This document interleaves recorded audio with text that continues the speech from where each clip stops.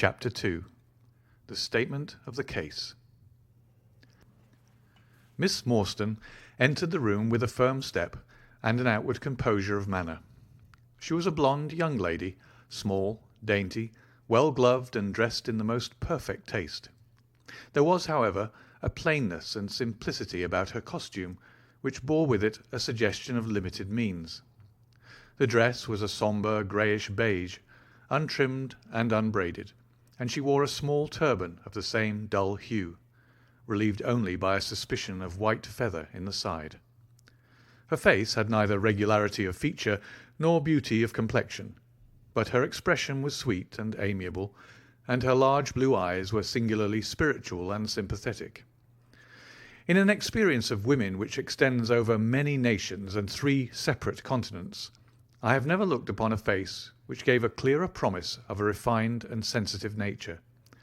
I could not but observe that as she took the seat which Sherlock Holmes placed for her, her lip trembled, her hand quivered, and she showed every sign of intense inward agitation. "I have come to you, Mr. Holmes," she said, "because you once enabled my employer, Mrs. Cecil Forrester, to unravel a little domestic complication. She was much impressed by your kindness and skill." "Mrs. Cecil Forrester," he repeated thoughtfully. "I believe that I was of some slight service to her. The case, however, as I remember it, was a very simple one." "She did not think so, but at least you cannot say the same of mine. I can hardly imagine anything more strange, more utterly inexplicable than the situation in which I find myself." Holmes rubbed his hands, and his eyes glistened. He leaned forward in his chair with an expression of extraordinary concentration upon his clear-cut, hawk-like features. "State your case," said he in brisk business tones. I felt that my position was an embarrassing one. "You will, I am sure, excuse me," I said, rising from my chair. To my surprise, the young lady held up her gloved hand to detain me. "If your friend," she said, "would be good enough to stop, he might be of inestimable service to me." I relapsed into my chair. "Briefly," she continued, "the facts are these. My father was an officer in an Indian regiment who sent me home when I was quite a child. My mother was dead, and I had no relative in England. I was placed, however, in a comfortable boarding establishment at Edinburgh, and there I remained until I was 17 years of age.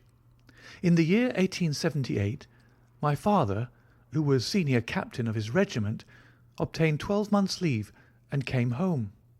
He telegraphed to me from London that he had arrived all safe and directed me to come down at once, giving the Langham Hotel as his address. His message, as I remember, was full of kindness and love. On reaching London, I drove to the Langham, and was informed that Captain Morstan was staying there, but that he had gone out the night before and had not yet returned. I waited all day without news of him. That night, on the advice of the manager of the hotel, I communicated with the police, and next morning we advertised in all the papers. Our inquiries led to no result, and from that day to this, no word has ever been heard of my unfortunate father. He came home with his heart full of hope, to find some peace, some comfort, and instead—" She put her hand to her throat, and a choking sob cut short the sentence. "The date?" asked Holmes, opening his notebook. He disappeared upon the 3rd of December, 1878, nearly 10 years ago." "His luggage?" "Remained at the hotel. There was nothing in it to suggest a clue. Some clothes, some books, and a considerable number of curiosities from the Andaman Islands. He had been one of the officers in charge of the convict guard there." "Had he any friends in town?" "Only one that we know of, Major Sholto, of his own regiment, the 34th Bombay Infantry. The Major had retired some little time before, and lived at Upper Norwood. We communicated with him, of course, But he did not even know that his brother officer was in England." "A singular case," remarked Holmes. "I have not yet described to you the most singular part. About 6 years ago, to be exact, upon the 4th of May, 1882, an advertisement appeared in the Times asking for the address of Miss Mary Morstan, and stating that it would be to her advantage to come forward. There was no name or address appended. I had at that time just entered the family of Mrs. Cecil Forrester in the capacity of governess. By her advice, I published my address in the advertisement column. The same day there arrived through the post a small cardboard box addressed to me, which I found to contain a very large and lustrous pearl. No word of writing was enclosed. Since then, every year, upon the same date, there has always appeared a similar box containing a similar pearl, without any clue as to the sender. They have been pronounced by an expert to be of a rare variety and of considerable value. You can see for yourselves that they are very handsome." She opened a flat box as she spoke, and showed me 6 of the finest pearls that I had ever seen. "Your statement is most interesting," said Sherlock Holmes. "Has anything else occurred to you?" "Yes, and no later than today. That is why I have come to you.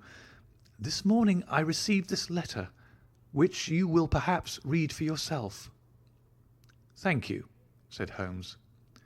"The envelope too, please. Postmark London, S.W. Date July 7th. Man's thumb mark on corner. Probably postman. Best quality paper. Envelopes at 6d. a packet. Particular man in his stationery. No address. Be at the 3rd pillar from the left outside the Lyceum Theatre tonight at 7 o'clock. If you are distrustful, bring 2 friends. You are a wronged woman, and you shall have justice. Do not bring police. If you do, all will be in vain. Your unknown friend." "Well, really, this is a very pretty little mystery. What do you intend to do, Miss Morstan?" "That is exactly what I want to ask you." "Then we shall most certainly go. You and I, and yes, why, Dr. Watson is the very man. Your correspondent says 2 friends. He and I have worked together before." "But would he come?" she asked, with something appealing in her voice and expression. "I should be proud and happy," said I fervently, "if I can be of any service." "You are both very kind," she answered. "I have led a retired life, and have no friends whom I could appeal to. If I am here at 6, it will do, I suppose." "You must not be later," said Holmes. "There is one other point, however. Is this handwriting the same as that upon the pearl box addresses?" "I have them here," she answered, producing 6 pieces of paper. "You are certainly a model client. You have the correct intuition. Let us see now." He spread out the papers upon the table and gave little darting glances from one to the other. "They are disguised hands, except the letter," he said presently, "but there can be no question as to the authorship. See how the irrepressible Greek E will break out, and see the twirl of the final S. They are undoubtedly by the same person. I should not like to suggest false hopes, Miss Morstan, but is there any resemblance between this hand and that of your father?" "Nothing could be more unlike." "I expected to hear you say so. We shall look out for you, then, at 6. Pray allow me to keep the papers. I may look into the matter before then. It is only 3:30. Au revoir, then." "Au revoir," said our visitor, and with a bright, kindly glance from one to the other of us, she replaced her pearl box in her bosom and hurried away. Standing at the window, I watched her walking briskly down the street until the grey turban and white feather were but a speck in the sombre crowd. "What a very attractive woman!" I exclaimed, turning to my companion. He had lit his pipe again and was leaning back with drooping eyelids. "Is she?" he said languidly. "I did not observe." "You really are an automaton, a calculating machine," I cried. "There's something positively inhuman in you at times." He smiled gently. "It is of the first importance," he said, "not to allow your judgment to be biased by personal qualities. A client is to me a mere unit, a factor in a problem. The emotional qualities are antagonistic to clear reasoning. I assure you that the most winning woman I ever knew was hanged for poisoning 3 little children for their insurance money, and the most repellent man of my acquaintance is a philanthropist who has spent nearly $250,000 upon the London poor. In this case, however, I never make exceptions. An exception disproves the rule. Have you ever had occasion to study character in handwriting? What do you make of this fellow's scribble?" "It is legible and regular," I answered. "A man of business habits and some force of character." Holmes shook his head. "Look at his long letters," he said. "They hardly rise above the common herd. That D might be an A, and that L an E. Men of character always differentiate their long letters, however illegibly they may write. There is vacillation in his Ks, and self-esteem in his capitals. I am going out now. I have some few references to make. Let me recommend this book, one of the most remarkable ever penned. It is Winwood Reade's Martyrdom of Man. I shall be back in an hour." I sat in the window with the volume in my hand, but my thoughts were far from the daring speculations of the writer. My mind ran upon our late visitor, her smiles, the deep rich tones of her voice, the strange mystery which overhung her life. If she was 17 at the time of her father's disappearance, she must be 27 now, a sweet age when youth has lost its self-consciousness and become a little sobered by experience.